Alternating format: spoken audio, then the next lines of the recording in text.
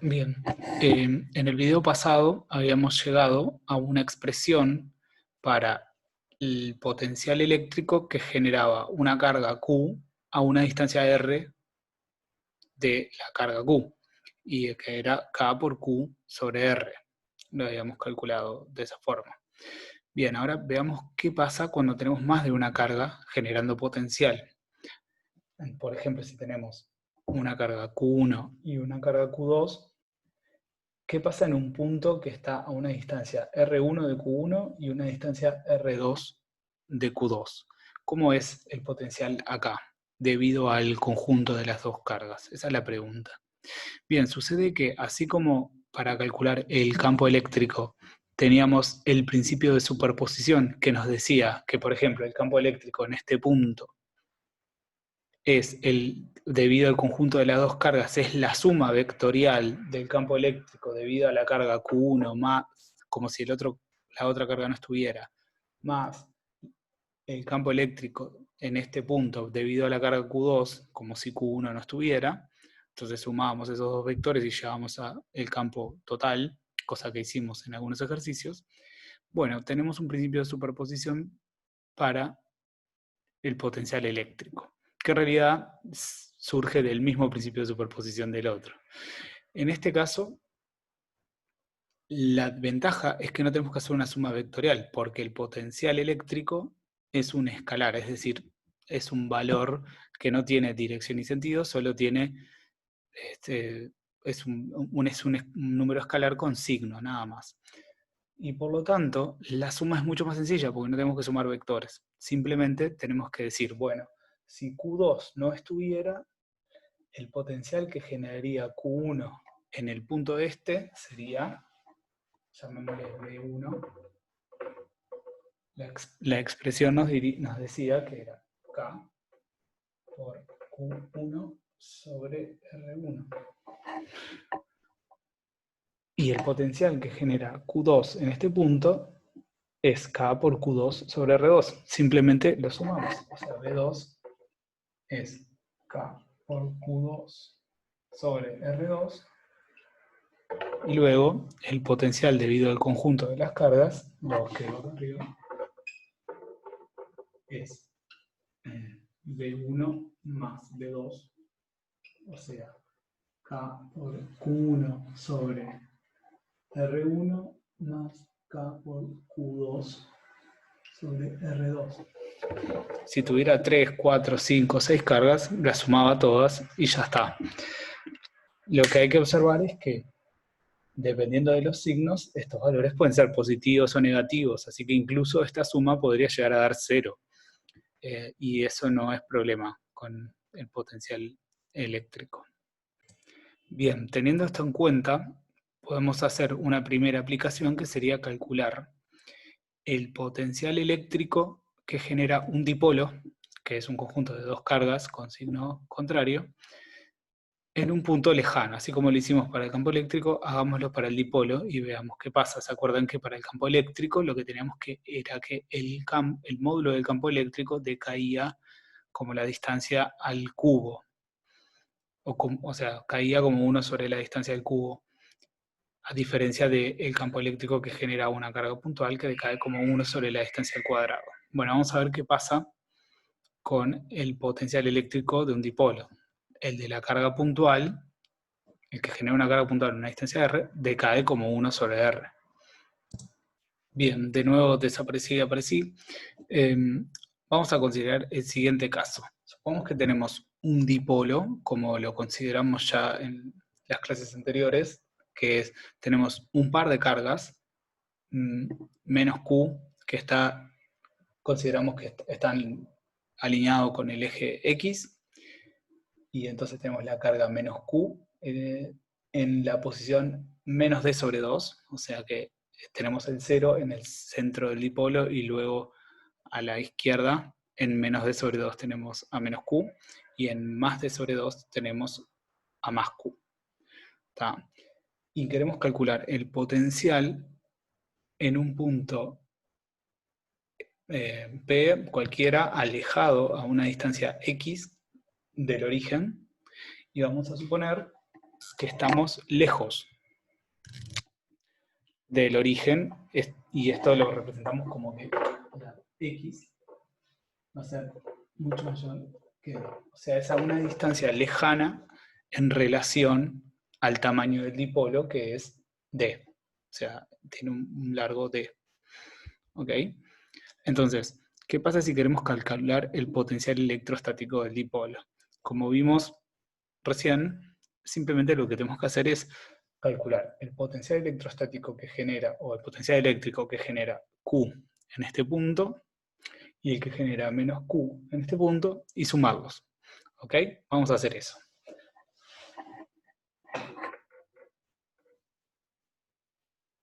B sub Q va a estar dado por K, por la carga Q, dividido la distancia entre Q y el punto este. ¿Y cuánto es? Fíjense que si al origen la distancia esta es X, esta distancia que está acá va a ser X menos esta distancia, o sea, X menos D sobre 2.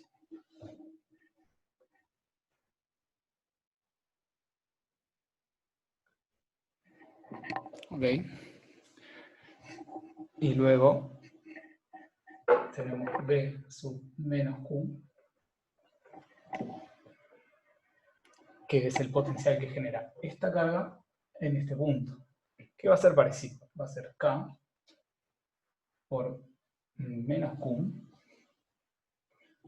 dividido la distancia entre la carga menos Q y el punto, que en este caso es X, todo esto, más D sobre 2.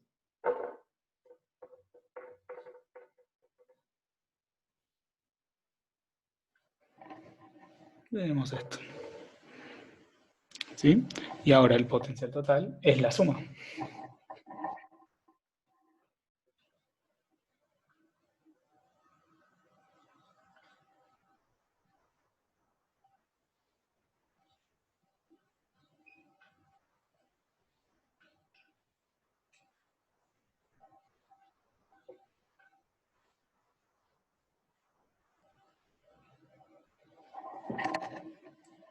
Ok. Donde acá lo único que hice fue este menos del menos Q, lo saqué para acá adelante y ya está. Y esta es mi expresión para el campo del dipolo. Ahora, lo que podemos hacer acá es el factor común entre estos. Vamos ahí. Borré todo, pero pueden volver para atrás si quieren ver el esquemita. Básicamente vamos a hacer el denominador común acá. Primero, lo primero que tenemos que ver es que K por Q está presente en los dos, así que lo podemos sacar factor común.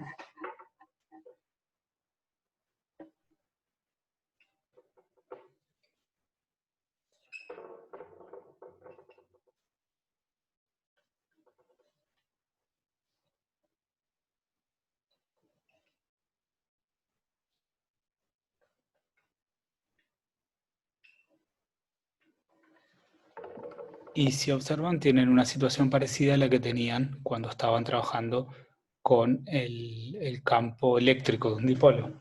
Lo que podemos hacer acá es el denominador común. Voy a hacerlo un poquito más rápido porque ya lo hicieron, que implica multiplicar aquí y dividir por x más d sobre 2 y de este lado por x menos d sobre 2.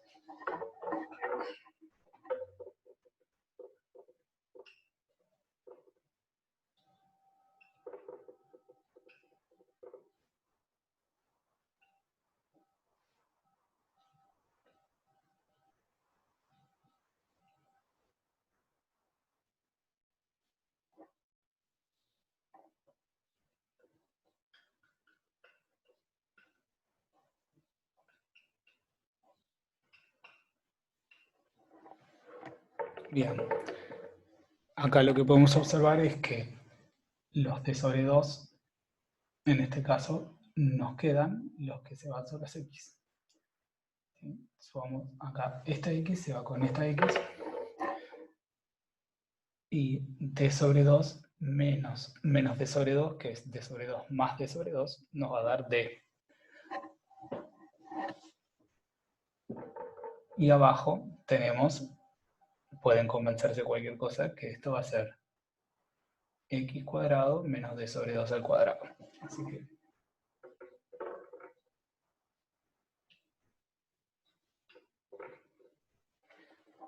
de todo esto sobrevivió t nomás. Y abajo nos queda x cuadrado menos d sobre 2 al cuadrado. Ahora, si vuelven para atrás, habíamos dicho que estábamos calculando el campo del potencial eléctrico que genera un dipolo en un punto que está distante del dipolo. ¿Qué quiere decir? Que la distancia x es mucho más grande que d. Y por lo tanto, al hacer estos dos términos, esto va a dar más o menos como x, porque el d al cuadrado es despreciable al lado del x cuadrado. Por lo tanto, esto lo podemos aproximar como k por q por d sobre x cuadrado. Y nuevamente, q por d es el momento dipolar que tenemos para el dipolo. Así que tenemos una expresión que es que el potencial eléctrico de un dipolo en la línea que une las dos cargas y en un punto lejano decae como x al cuadrado, o sea, como la distancia al cuadrado, a diferencia del potencial de una carga puntual que decae como 1 sobre la distancia. Si lo comparan con lo que pasaba con el campo eléctrico, es una situación similar. El campo eléctrico de una carga puntual decaía como la distancia al cuadrado, y el de un dipolo decaía como la distancia al cubo.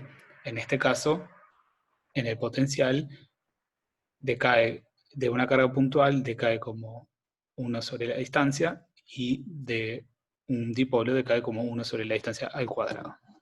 ¿Está? Entonces podemos poner, en definitiva, voy a desaparecer un poquito, aparecí de nuevo pero con esquemitas. Para redondear, tenemos que el campo que genera, el potencial que genera un dipolo en el propio eje del dipolo, en la línea que une las dos cargas, en un punto P lejano, vamos a poner aproximadamente igual, porque cuando x es menor, esto pasa cuando x es mucho mayor que la distancia d, más o menos va como k por el momento dipolar sobre la distancia al cuadrado. Bien. Bien, otro ejemplo importante es ver qué sucede, cómo varía el potencial eléctrico en regiones donde el campo eléctrico es constante, que es lo que sucede, por ejemplo, aproximadamente en la pared de la membrana celular. Bueno, vamos a hacer un poquito eso. Bien, supongamos que tenemos un campo eléctrico uniforme, que a priori no sabemos qué lo generó, pero queremos ver en esa región cómo se relaciona el campo eléctrico y la diferencia de potencial entre un par de puntos. Bien, como no sabemos en principio qué lo generó, probablemente fueron un par de planos infinitos, pero no vamos a estar sumando el potencial eléctrico que genera cada una de las cargas de la superficie que generó, del plano infinito que generó el campo. Entonces es más fácil hacer consideraciones de trabajo y energía, que es lo que vamos a hacer. Lo que sí tenemos es el mismo truquito que hacíamos antes de considerar que menos el trabajo de la fuerza eléctrica es la variación de energía potencial. Bien, entonces supongamos que tenemos un punto 1 y un punto 2 que están alineados con el campo eléctrico, ¿no? Y están a una distancia delta x. Entonces, supongamos que tenemos una carga positiva que se mueve de 1 a 2, ¿sí? Entonces, el trabajo que hace la fuerza eléctrica, vamos a calcularlo. Si nuestra carga que tenemos es una carga Q, la fuerza eléctrica va a ser, en módulo, va a ser Q por E,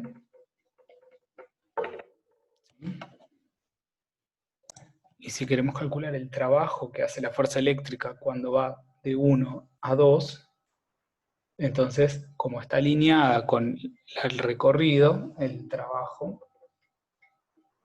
va a ser la fuerza eléctrica por la distancia. Q por E por delta X. ¿Sí? Ahora, menos este trabajo va a ser la variación de energía potencial. Así que delta U va a ser menos Q por E por delta X. Ahora, esta delta U es la variación de energía potencial eléctrica que había acumulada cuando la carga estaba en 1 y cuando la carga estaba en 2. ¿Ok? Ahora lo que podemos hacer es utilizar esta Q y dividirla para calcular la variación de energía potencial por unidad de carga. Y eso es algo conocido, porque nosotros definíamos el potencial eléctrico como la energía potencial eléctrica por unidad de carga. Así que la variación de energía potencial eléctrica por unidad de carga va a ser la variación de potencial eléctrico, delta B. O sea, delta U sobre Q es delta B, nuestra diferencia de potencial, que es la diferencia del potencial electrostático en este punto, entre este punto y este punto. Así que delta B menos E por delta X. Entonces, siempre y cuando nos estemos moviendo en la dirección del campo eléctrico, si el campo eléctrico es uniforme, tenemos una forma de relacionar cómo varía el potencial eléctrico, la variación, en función del campo eléctrico y la distancia que estamos moviendo. Les dejo a ustedes como ejercicio que hagan cómo varía el potencial eléctrico si en vez de movernos paralelos al campo eléctrico, si nos movemos perpendicular. Eso lo podemos discutir en la clase incluso. Bien, esto nos permite a primer orden ver de qué depende el potencial de la membrana celular, por ejemplo. Veamos eso. Bueno, un modelo posible para la membrana celular era el de un plano infinito con cierta densidad de área, densidad de carga, sigma, más y menos sigma, en cuyo caso en el interior el campo eléctrico era constante. Esto ya lo vimos en las clases anteriores. Y se acuerdan que el campo, el módulo del campo era 4 por pi por k por sigma, o sigma sobre epsilon 0, donde sigma, la densidad de carga, densidad superficial de carga, era simplemente la carga por unidad de área que tiene. Así que es Q dividido A por epsilon 0. ¿Bien? Entonces, si nosotros quisiéramos ver la diferencia potencial entre los dos planos, como el campo es uniforme, básicamente tenemos que calcular. Podemos utilizar la ecuación que vimos, si quieren vayan para atrás, en el caso de un campo eléctrico uniforme, porque es lo que tenemos en este caso. Así que podemos calcular en este el valor absoluto de la diferencia de potencial y va a ser el campo por la distancia. Llamémosle D a la distancia que hay entre las dos placas, entre dos planos infinitos. ¿Sí? Así que va a ser E por D. Y E es esto. Así que en valor absoluto, la diferencia potencial que hay entre dos planos infinitos con densidad de carga uniforme va a ser, entonces, Q por D sobre epsilon 0 por A. ¿Ok?